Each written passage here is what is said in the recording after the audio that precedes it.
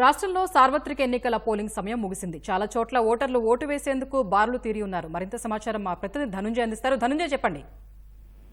రాష్ట్ర వ్యాప్తంగా 6 గంటల సమయానికి సరిగ్గా పోలింగ్ ముగిసే సమయానికి 75% మేర పోలింగ్ నమోదైందని చెప్పాలి. మొత్తం ఈ ప్రాంతాల్లో అన్ని చోట్ల కూడా దాదాపుగా 75% పైగా పోలింగ్ నమోదైంది. అయితే మన్యం జిల్లాలో మాత్రం ఉదయం 7 గంటలకు ప్రారంభమైనటువంటి పోలింగ్ అరకు, పాడేరు, అలాగే రంపచోడవరం నియోజకవర్గాల్లో 4 గంటలకే ముగిసింది. అలాగే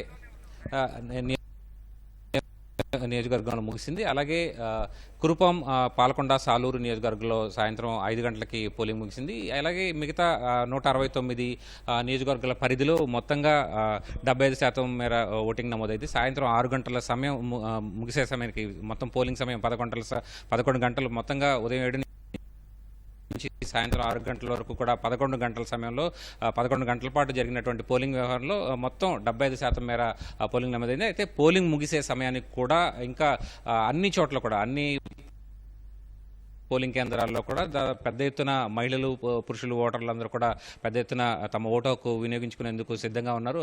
దాదాపుగా క్యూ లైన్లో వేచి ఉన్నటువంటి పరిస్థితి.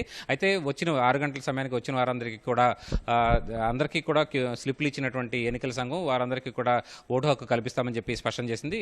ఎవరూ కూడా ఎలాంటి అవాంఛనీయ ఘటనలు జరగకుండా చూసేందుకు చర్యలు చేపట్టింది. అయితే సాయంత్రం 4 గంటల నుంచి 6 గంటల మధ్య కొన్ని పోలింగ్ కేంద్రాల్లో వైసీపీ కార్యకర్తలు, వైసీపీకి చెందినటువంటి వర్గానికి చెందినటువంటి వాళ్ళు ఈ పోలింగ్ జరగకుండా ప్రయత్నాలు చేస్తారన్న అంశాన్ని కూడా టీడీపీ లేవనెత్తింది. దీనికి సంబంధించినటువంటి ఫిర్యాదును కూడా ఎన్నికల ప్రధానాధికారికి తెలియజేసింది. దీనిపైన స్పందించినటువంటి ఈసీ ఎలాంటి ఘటనలు జరగకుండా పటిష్టమైనటువంటి బందోబస్తు ఏర్పాటు చేస్తామని చెప్పి కూడా టీడీపీకి హామీ ఇచ్చింది. అయినప్పటికీ కూడా రాష్ట్రంలో చాలా చోట్ల గురజాల లాంటి పల్నాడులో ఉన్నటువంటి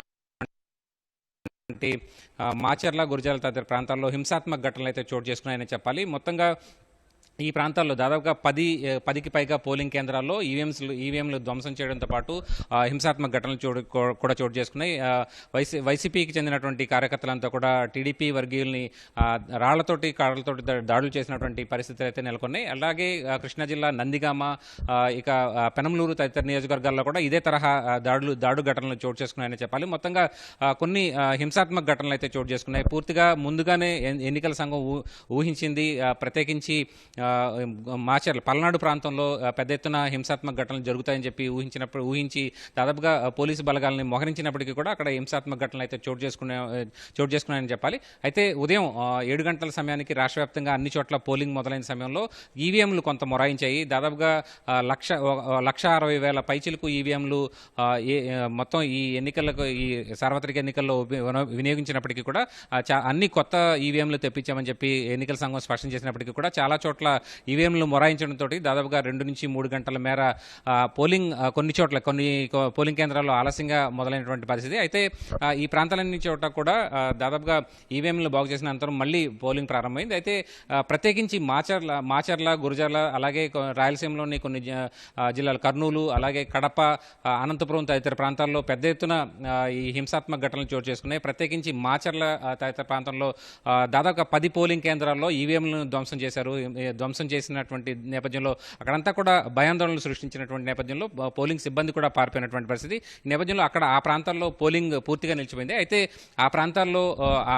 గురజాలలోని 10 నియోజకవర్గాలు, 10 పోలింగ్ కేంద్రాల్లో లేదా మొత్తం మాచర్లకు సంబంధించినటువంటి చోట్ల అక్కడ రీపోలింగ్ నిర్వహించే అంశంపైన కూడా ఈసీ నిర్ణయం తీసుకునే అవకాశం అయితే కనిపిస్తుంది. ఈ ఉదయం దాడి ఘటన జరిగిన తర్వాత, మాచర్లలో దాడి ఘటన జరిగిన తర్వాత పోలింగ్ ఏజెంట్లు, వైసీపీకి చెందినటువంటి ఏజెంట్లు టీడీపీ వర్గీయుల మీద దాడి చేసిన నేపథ్యంలో అక్కడికి హుటాహుటిన ఎన్నికల ప్రత్యేక అబ్జర్వర్గా వచ్చినటువంటి రామ్మోహన్ మిశ్రా కూడా హుటాహుటిన పల్నాడు ప్రాంతానికి వెళ్లి స్వయంగా పరిస్థితిని సమీక్షించినటువంటి పరిస్థితి. అయితే ఆ ప్రాంతంలో ఇక ప్రస్తుతం ఆ ఘటనల సారాంశాన్ని కూడా సిఈసికి నివేదించినటువంటి పరిస్థితి మనకి స్పష్టంగా కనిపిస్తుంది. అలాగే ప్రత్యేక పోలీస్ అబ్జర్వర్ కూడా ప్రత్యేకంగా కమాండ్ కంట్రోల్ కేంద్రానికి వచ్చి రాష్ట్రంలో జరిగినటువంటి వివిధ ప్రాంతాల్లో తెనాలిలో ఒక ఎమ్మెల్యే ఒక ఓటర్ను కొట్టినటువంటి ఘటనను కూడా స్పష్టంగా ఆయన ప్రత్యేకించి ఆ దృశ్యాలను కూడా కమాండ్ కంట్రోల్ నుంచి వీక్షించినటువంటి పరిస్థితి. అలాగే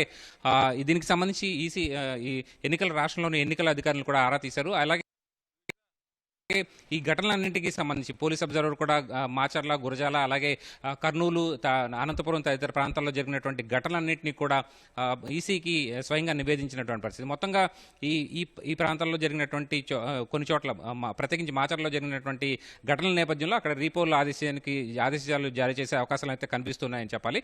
మొత్తంగా చూస్తే కనుక రాష్ట్ర వ్యాప్తంగా ఈ చెదురుమదురు హింసాత్మక ఘటనలు మినహా మిగతా చోట్ల ప్రశాంతంగానే ఎన్నికలు చోటు చేసుకున్నాయి. ప్రస్తుతం పోలింగ్ చోటు చేసుకుంది. దాదాపుగా 4 కోట్ల పైచిలకు 4,14,00,000 మంది క్షమించాలి 14 లక్షల పైచిలకు ఓటర్లంతా కూడా పెద్ద ఎత్తున తమ ఓటు హక్కును వినియోగించుకునేందుకు పోలింగ్ కేంద్రాలకు పెద్ద ఎత్తున తరలి వచ్చారు. దాదాపుగా పోలింగ్ సాయంత్రం 6 గంటల ముగిసే సమయానికి 75% మేర పోలింగ్ నమోదైంది. అయితే ఈ పోలింగ్ శాతం మరింత పెరిగే అవకాశం అయితే కనిపిస్తుంది. ఎందుకంటే పోలింగ్ కేంద్రాల వద్ద పెద్ద ఎత్తున ఓటర్లు ఇంకా వేచి ఉన్నటువంటి పరిస్థితి. ఈ నేపథ్యంలో ఈ సాయంత్రం 6 గంటల తర్వాత ఉన్నటువంటి పోలింగ్ ఓటర్లందరూ కూడా అర్ధరాత్రి వరకు కూడా తమ ఓటు హక్కును వినియోగించే అవకాశం అయితే కనిపిస్తుంది. ఈ నేపథ్యంలో దాదాపుగా పోలింగ్ శాతం అయితే కనుక 84 నుంచి 85% వరకు పెరిగే అవకాశాలు అయితే కనిపిస్తున్నాయి. దాదాపుగా అంటే 85% వరకు అంటే దాదాపుగా 3,80,00,000 మంది వరకు కూడా ఈ తమ ఓటు హక్కును వినియోగించుకునే అవకాశం అయితే కనిపిస్తోందని చెప్పాలి. మొత్తంగా ఇప్పటి వరకు చూసుకుంటే కనుక 6 గంటల వరకు 75% మేర పోలింగ్ నమోదైంది. ప్రస్తుతం ఈ చెదురుమదురు హింసాత్మక ఘటనలు మినహా మిగతా రాష్ట్రమంతా కూడా పోలింగ్ ప్రశాంతంగానే జరిగిందని చెప్పాలి. ఇది ఇక్కడ తాజా పరిస్థితి. కెమెరా పర్సన్ కోటేశ్వరరావుతో కలిసి Dhanunjay, ETV news, Amaravati. Voter studio.